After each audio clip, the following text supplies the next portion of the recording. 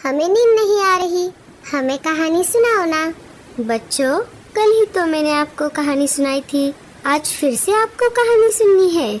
मुझे किचन में थोड़ा काम है, वो हो जाने के बाद मैं आपको कहानी सुनाऊंगी। नहीं मम्मी, हमें अभी कहानी सुननी है। पहले आप हमें कहानी सुनाओ और बाद में किचन का काम कर लेना। बच्चों के जिद के आगे लाडो की एक ना चली। अच्छा ठीक है बाबा, बताओ आपको कौन सी कहानी सुननी है? मम्मी, हमें वो आलू कचालू वाली कहानी सुननी है। अरे बच्चों, वो कहानी तो मैंने आपको बहुत बार सुनाई है, फिर भी आपको आज वही कहानी सुननी है। क्या आप उस कहानी को भूल गए?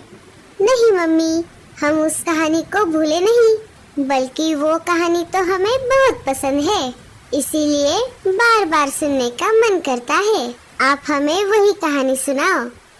ठीक है बाबा, मैं आपको वही आलू कचालू वाली कहानी सुनाती हूँ। तो सुनो।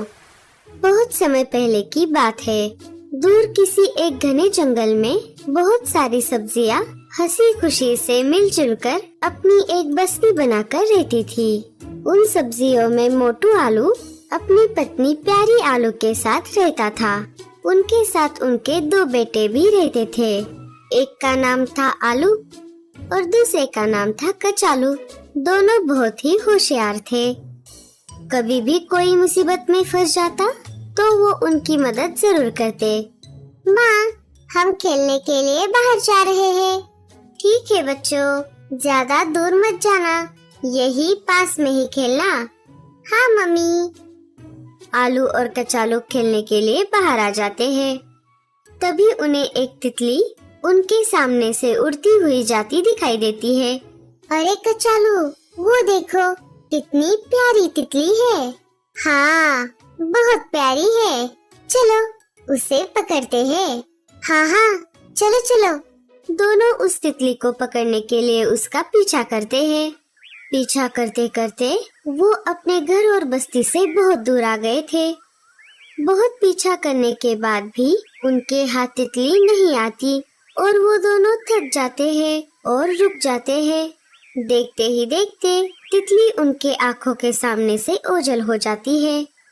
अरे आलू, उस तितली को पकड़ने के चक्कर में हम तो हमारे बस्ती से बहुत दूर आ गए हैं। हमें जल्दी से वापस जाना होगा। माँ ने कहा था घर के पास ही खेलना। हाँ कचालू, मैंने सुना है इस जंगल में शिकारी इंसान शिकार की तलाश में घूमते रहते हैं। चलो हमें वापस जाना चाहिए। वो दोनों अपने घर की तरफ वापस निकल पड़ते हैं। तभी रास्ते में उन्हें एक शिकारी इंसान पकड़ लेता है। अरे वाह, आज तो मेरी निकल पड़ी। मैंने सुना था इस जंगल में सब्जियों की एक बस्ती है, लेकिन कहाँ है ये नहीं पता था। आज इन दोनों को देखकर मुझे यकीन हो गया। इन्हें बेचकर मैं अच्छा खासा मुनाफा कमाऊंगा। शिकारी उन दोनों को जाल से बने एक पोटली में डाला है। आलू और कचालू मदद के लिए पुकारने लगते हैं। बचाओ बचाओ, हमें कोई बचाओ। तभी एक चिड़िया अनाज लेकर वहाँ से गुजर रही थी। वो उस शिकारी को देख लेती है और उस शिकारी के सिर पर अपनी चोंच से वार करती है। शिकारी के हाथ से पोटली नीचे गिर जाती है। आलू और कचालू पोटली से बाहर आते हैं और भाग जाते हैं। वो दोनों घने झाड़ियों में चले जाते हैं। चिड़िया भी वहाँ से भाग जाती है और इस तरह से आलू और कचालू शिकारी के जाल से छूट जाते हैं। काश आलू कचालू सच में होते, मुझे उनसे मिलकर बहुत खुशी होती। अरे बच्चों, ये कहानी तो मेरी अपनी बनाई हुई है। आलू और कचालू तो काल्पनिक है। बच्चों, अब सो जाओ, कल सुबह जल्दी उठकर स्कूल भी जाना है। हाँ mummy, good night. Good night मेरे प्यारे बच्चों। थोड़ी ही देर में कालू लाडो के घर के पास आ जाता है और घर का दरवाजा खटखटाता है। लाडो दरवाजा खोलती है। अरे कालू भैया, आप इतनी रात को यहाँ पर कैसे? क्या कोई मुसीबत है?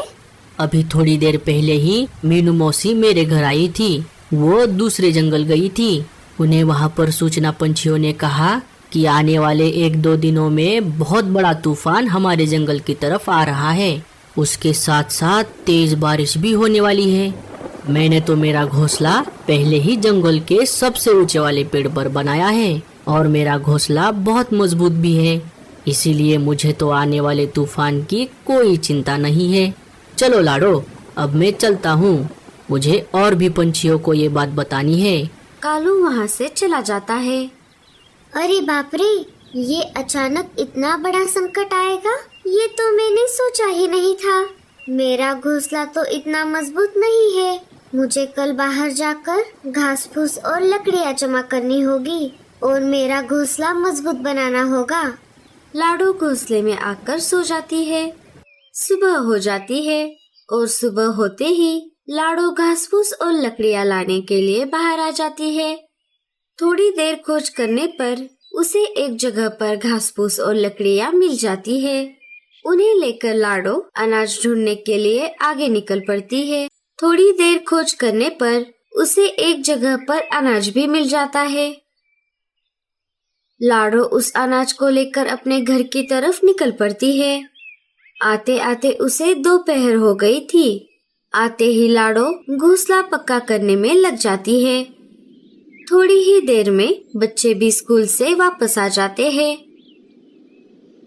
और अनाज खाकर वो भी लाडो के साथ घर पक्का करने के काम में लग जाते हैं। जैसे तैसे करके लाडो और बच्चों ने मिलकर शाम होते होते अपने घर को थोड़ा बहुत मजबूत कर लिया। अभी भी बहुत काम बाकी था। चलो बच्चों, अब बाकी का काम कल करेंगे। तभी वहाँ पर मीनू मौसी आ जाती है। अरे लाडो, ये तुम क्या कर रही हो? तुम अभी अपने घोंसले की मरम्मत क्यों कर रही हो? क्या करूं मीनू मौसी, मुझे इस आने वाले संकट के बारे में पता ही नहीं था। लेकिन कोई बात नहीं, तूफान आने में और 1-2 दिन का समय है, तब तक मैं मेरा घोंसला पक्का बना दूंगी। अरे लाडो, अभी ये सब छोड़ो और अपने बच्चों को लेकर घोंसले के अंदर जाकर बैठ जाओ। क्यों मीनू मौसी? अरे जो तूफान 1-2 दिन में आने वाला था, वो थोड़ी ही देर में हमारे जंगल आने वाला है, ऐसा मुझे कालू ने बताया, क्योंकि उसका घोंसला जंगल के सबसे ऊंचे वाले पेड़ पर है। उसने तूफान को आते हुए देख लिया है। वो तो मैं उसके घोंसले के पास से गुजर रही थी, तभी मुझे उसने ये बताया और सबको बताने के लिए कहा है। वो ये बात सूचना पंछियों को बताने के लिए गया है। मैं एक एक करके घर जाते जाते जितना हो सके उतने पंछियों को बताकर जा रही हूँ। अब जल्दी से अंदर जाओ, तूफान आ रहा है। मीनू मौसी वहाँ से चली जाती है। लाडो अपने बच्चों को लेकर घोंसले में आ जाती है। थोड़ी ही देर में आसमान में घने काले बादल छा जाते हैं और देखते ही देखते तेज बारिश शुरू हो जाती है। बारिश के साथ साथ तूफान भी आ जाता है। बारिश अपने जोरों पर थी। बच्चे लाडो के पास आकर बैठ जाते हैं। माँ, मुझे बहुत डर लग रहा है। हाँ मम्मी, मुझे भी।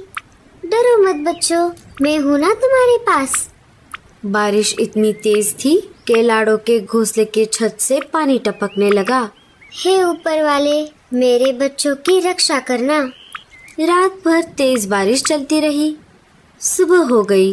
लाडो और बच्चे नींद से जाग गए। जैसे ही तीनों नींद से जाग गए, लाडो को पानी की आवाज सुनाई दी। लाडो ने बाहर आकर देखा, रात भर तेज बारिश की वजह से जंगल में बाढ़ आ गई थी और बाढ़ का पानी लाडो के घोंसले तक आ गया था। धीरे धीरे पानी बढ़ रहा था। मुझे बच्चों को लेकर घोंसले से बाहर निकलना होगा। लाडो बच्चों को लेकर घोंसले के बाहर आ जाती है और एक पेड़ की डाली पर आकर बैठ जाती है। थोड़ी ही देर में घोंसला पानी में बह जाता है। लाडो और बच्चे पेड़ की डाली पर बैठे हुए थे, तभी डाली टूट जाती है और वो तीनों पानी में गिर जाते हैं। बचाओ, बचाओ, कोई हमें बचाओ, मेरे बच्चों को पानी से बाहर निकालो। तभी वहाँ पर कालू और कचालू अपने मम्मी पापा के साथ बांस की लकड़ी से बने हुए एक बड़े से टोकरी में आ जाते हैं। अरे चिड़िया, इधर आओ, मेरा हाथ पकड़ो। मोटू आलू एक एक करके तीनों को टोकरी में ले लेता है। थोड़ी ही देर में वो सब एक गुफा में आ जाते हैं। सोनू, पिंकी और लाडो उन्हें देखकर चौंक गए थे। अरे, आप तो वही हो जिनकी कहानी हमें मम्मी सुनाती है। लेकिन मम्मी ने तो कहा था आप काल्पनिक हो, लेकिन आप तो सच में हो। आपको कैसे पता चला हम मुसीबत में हैं? तूफान और तेज बारिश की वजह से हमारे भी बस्ती में पानी आ गया था। इसीलिए हम थोड़ी थोड़ी सब्जियां मिलकर इस टोकरी की मदद से दूसरे जंगल में जा रहे थे। तभी आप हमें दिख गए। आंटी, हम वही हैं जिन्हें आपने बहुत समय पहले शिकारी इंसान से बचाया था। आपने तो हमें नहीं देखा था, लेकिन हमने आपको देख लिया था। वैसे तो हम सबसे छुप कर रहते हैं। जब हमने आपको डूबता देखा, हम आपके पास आ गए। आपका बहुत बहुत शुक्रिया। आपकी वजह से हम डूबने से बच गए। आपका भी बहुत बहुत शुक्रिया चिड़िया जी। अगर उस दिन आप मेरे बच्चों को नहीं बचाती तो हमें हमारे बच्चे वापस कभी देखने को नहीं मिलते। चिड़िया, अब हम चलते हैं। अपना ख्याल रखना और बच्चों, हमारे बारे में किसी को मत बताना। ठीक